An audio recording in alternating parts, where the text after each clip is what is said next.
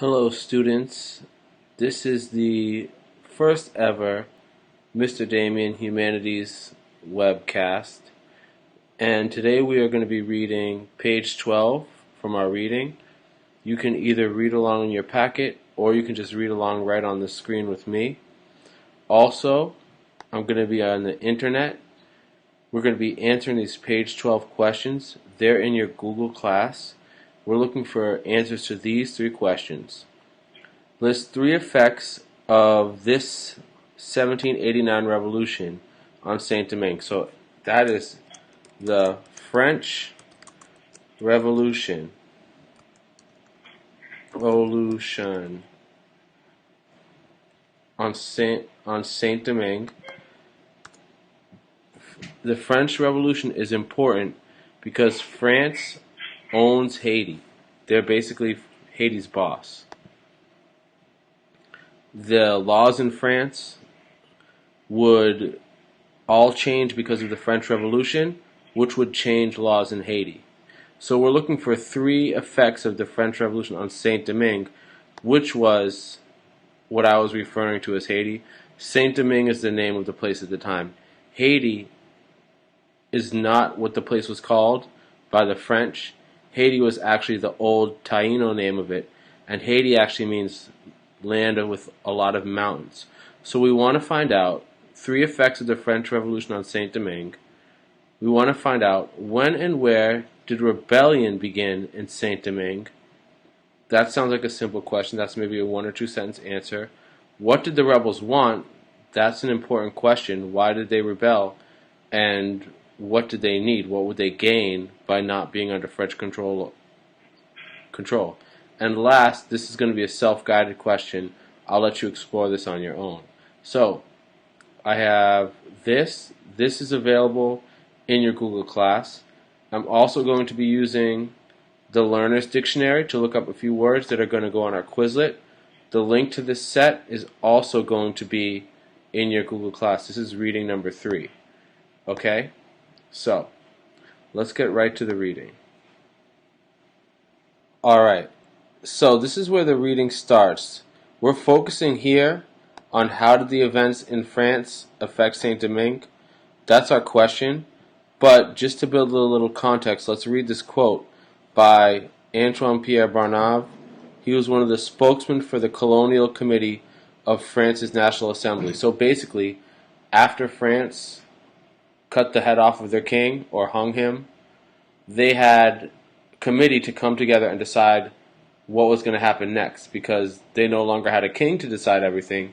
Now the people are going to begin to decide things by themselves, which is a pretty important moment, because you go from having a dictator, which is someone who has all the power, to now the power is going to be spread out because of this equality idea.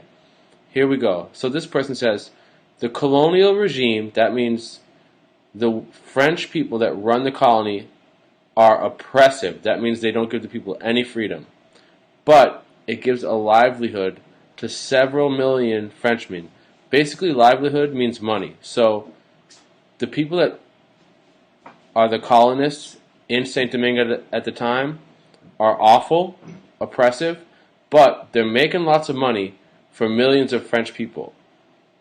This regime, this group, is barbarous, but a still greater barbarity will result if you interfere with it without the necessary knowledge.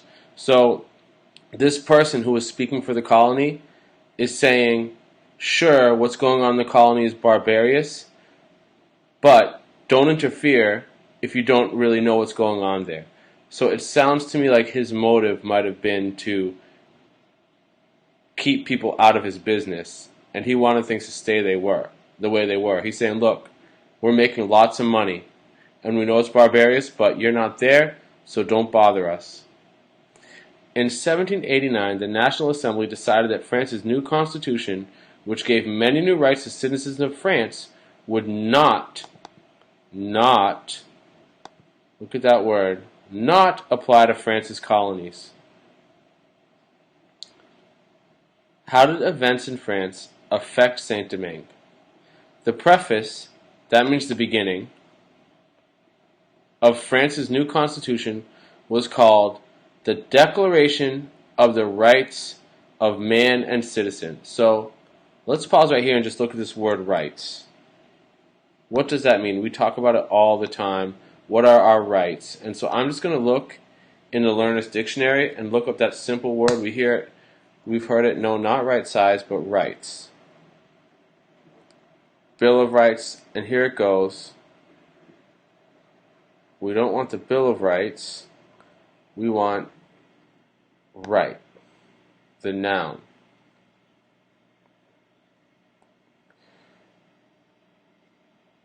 And we have it right here. Morally or socially correct or acceptable. So, stealing is not right. You can't treat me like this. It's not right. You were right to tell the teacher about the girl you saw cheating. So, right also means agreeing with facts or truth. So when we talk about a Bill of Rights, that means rights. A Bill of Rights or a Declaration of Rights, that means someone talking about all of the things that they think are morally or socially correct or acceptable. So they're saying this is what our groups believes is acceptable. Morally means like in terms of right and wrong, basically. So that's that word rights. That's an important word because you're going to learn about it all throughout your life. Okay, so the preface of the Declarations of Rights of Man and Citizens. The Declaration's first proclamation, that means the first thing that it says, men are born and remain free and in equal rights, resonated with many enslaved people across the colony. The debates in France also fueled the growing divisions among the rest of the population of Saint-Domingue. So, not only were the enslaved people in Saint-Domingue excited when they heard this, but also the rest of the population in Saint-Domingue. So who is that? So, for example, the whites interpreted the Declaration of Rights of Man differently. Planters and other wealthy colonists believed the Declaration applied only to the rights and privileges of the white elite. Poorer whites, on the other hand, wanted the new French Constitution to provide them with equal privileges of the wealthy. That's interesting because we see that not only were people of color and enslaved people not treated right, but also some of the poor whites weren't treated well in Saint-Domingue either. The French Revolution also fueled new divisions among the white population. Many saw the changes in France as an opportunity to gain more autonomy. So, autonomy means that you're working on your own. Autonomy means a little bit of freedom. So, these people are saying, the people in Saint-Domingue are saying, okay, well, things are so crazy in France that now we have a little bit more freedom here. And they're going to try and take a little bit more. They were tired of decrees, that means laws. They were tired of laws issued by distant French officials who they saw as ignorant to the needs of the colony. So, people all over the colony are not happy with France. White, enslaved African, affranchised, all these people. Others who were loyal to the king, probably the rich people, were concerned with the revolutionary government, that the revolutionary government threatened the king's authority. But despite these differences, nearly all whites agreed that it was necessary to maintain slavery and limit the power of the affranchis population. The affranchis, for their part, hoped to convince the new French government to award them equal rights to whites. Equal rights to whites. They wanted to have the same rights. They were frustrated by the repressive regulations of the colony. So, repressive regulations, that means rules that don't give people all of their freedoms. Okay? They did not want economic change. Many were slaveholders and supported the institution of slavery. Instead, they wanted an end to racial discrimination among free people. So the affranchis said, we don't care about enslaved people. What we want is to be equal with all of the people who are not enslaved. Much to the anger of Saint-Domingue's whites, the affranchis worked with sympathetic groups in France to have their views heard among the French decision makers. Like this guy, he was one of the French decision makers. In the months leading up to the revolution in Saint-Domingue, the divisions among the whites and affranchis intensified, often to the point of violence. That's important. In addition, the political turmoil in France left Saint-Domingue's colonial administrators with little authority to control these growing disputes.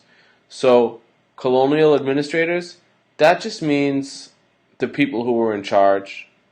So, the governors and the whoever, mayors, what we would call them today, governors and mayors, who were in Saint-Domingue on behalf of France, lost some of their power.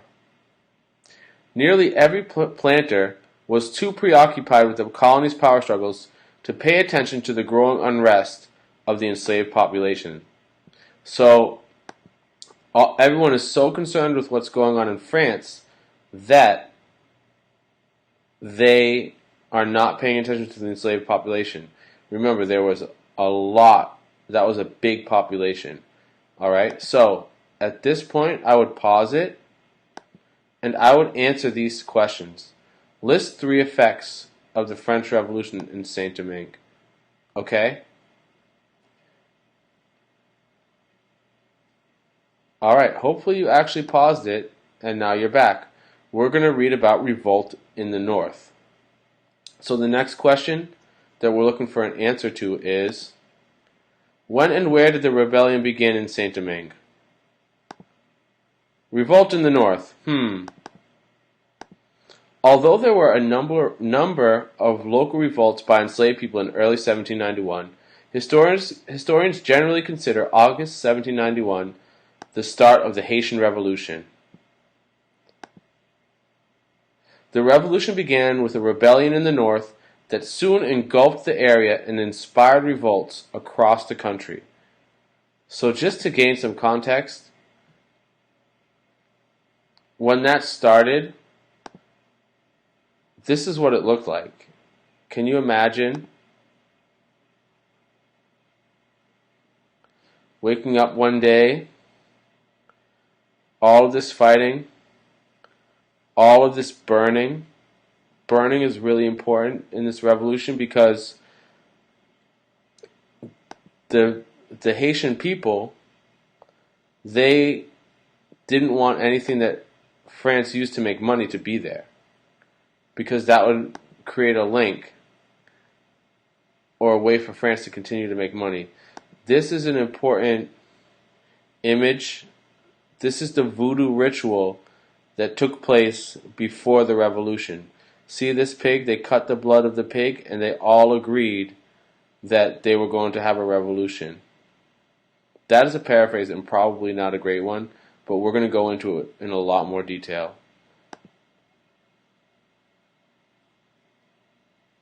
Look at this picture. That's powerful. She has in her bag a foot, an arm, and all this blood. So think about, what were they trying to say there?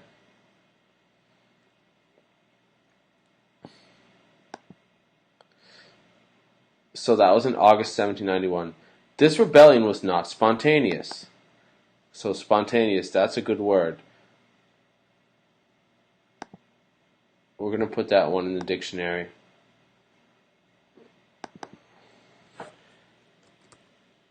Spontaneous. That is spelled wrong. Here we go. Spontaneous. Done or said in a natural and often sudden way without a lot of thought or planning. Okay? So, the Haitian Revolution, these enslaved people, they were brilliant. They had eyes, they had ears, they talked just like you and me. So, one of the things that I always say is, let's not assume that enslaved people were just like a good puppy. They did a lot of planning because they're saying spontaneous. I think that's, oh wow, spontaneous. This revolution was planned, okay? It was thought of beforehand, and it wasn't the first time that they tried to have a revolution, all right? So some things that are spontaneous is like laughter, a kiss or a decision, a comment.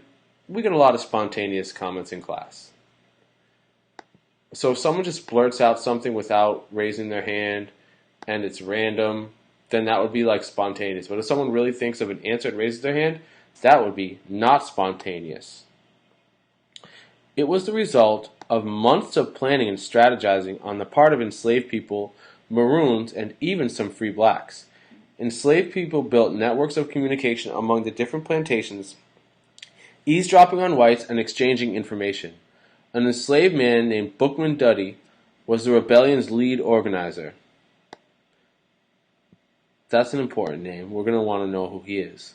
In early August 1791, delegates from plantations across the central region of the North Plain, that means representatives, okay? So when you send someone to represent you, they're a delegate. And they met in secret to set a date for the insurrection to begin. So remember, they met in secret because of the Black Code. They weren't allowed to assemble, so they met in secret to set a date for the insurrection. That means the fight against the people in power to begin. On this day, Bookman would give a signal, the plantations would be set alight, that means set on fire, and a general slave revolt would begin. That just means everyone. General means a basic slavery revolution would begin. Once the decision was made, a group of enslaved people and maroons met to solemnize their pact to fight together in a voodoo ritual. Okay? That was what we saw a little picture of. And this is Bookman Duddy has a quote. Let's do a quick search about Bookman Duddy. I bet we'll see something about this ritual. That is a name that you don't hear every day, right? Bookman Duddy. Bookman. Here are some pictures of him, and of course, we have this ritual. We have a few different depictions of it.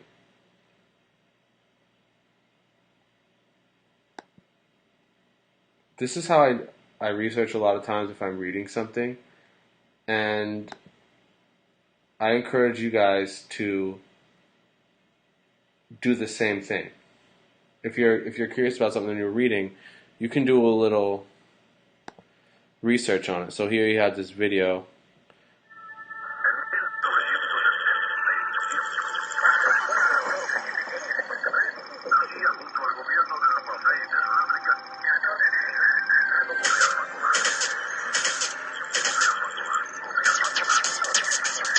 It seems like it's just sort of a dubstep video.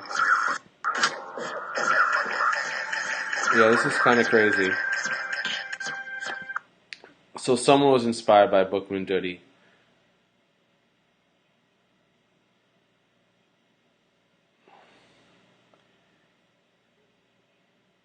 But it's important to know that there was a joining together and that the voodoo religion was involved at the beginning of the revolution, and it's a big part of this culture. And so we sort of have an idea of how to answer this question. So I would take a second pause and talk about when and where did the rebellion begin in Saint Domingue. It's just a couple sentences. Do not just put the dates, though, okay? So if you write North, 1793, that's not really acceptable. What did the rebels want? So let's read just a little bit more and see.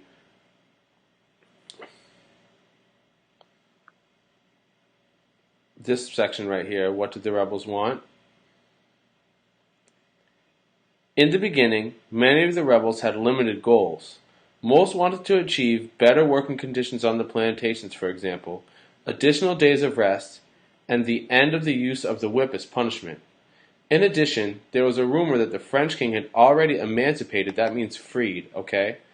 Emancipated the slaves, but that Saint Domingue's colonists were refusing to accept the king's decree. Some rebels fought for a freedom that they believed had already been granted.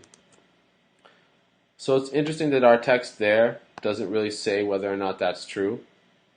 But just from the way people think, the king might have wanted to free the enslaved Africans for his own good or to weaken the colony. Who knows? But that's not really what ended up happening, so it doesn't matter today. Emancipate, this word. To free someone from someone else's control or power. So emancipation is a word that you're going to learn when you read American history too. I'm going to put it in our Quizlet.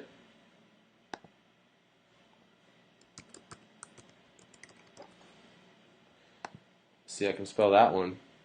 Emancipation, that means freedom.